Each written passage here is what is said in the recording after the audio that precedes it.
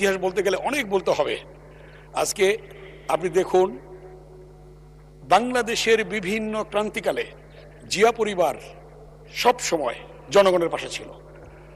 1971 সালে 25শে মার্চ যখন হানাদার বাহিনী ঢাকায় আক্রমণ করে, তখন শহীদ রাষ্ট্রপতি জিয়াউর রহমান চট্টগ্রামের কালুরঘাট বেতারকেন্দ্রে গিয়ে স্বাধীনতার ঘোষণা দেন। বাংলার দামাল ছেলেরা, সেনাবাহিনী, পুলিশ, বিডিআর সহ সবাই মুক্তিযুদ্ধে ঝাঁপিয়ে পড়ে আমরা লক্ষ লক্ষ শহীদের রক্তের বিনিময়ে আমরা স্বাধীনতা পেলাম।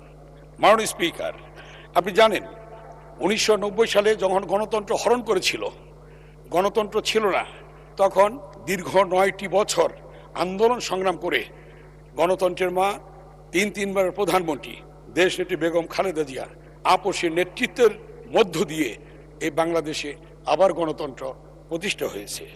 মাননীয় স্পিকার, সেই 90-এর আন্দোলনে আপনি জানেন আজকে 71, 24, 90তে একটা গণ অভ্যুত্থান হয়েছে, ছাত্র গণ অভ্যুত্থান, এবং 24-এ গণ অভ্যুত্থান হয়েছে। আর 71-এর সাথে আমাদের 90 এবং 24-এর তুলনা হয় না। এটা তুলনা করা কোনোভাবেই ঠিক হবে না। সেই 90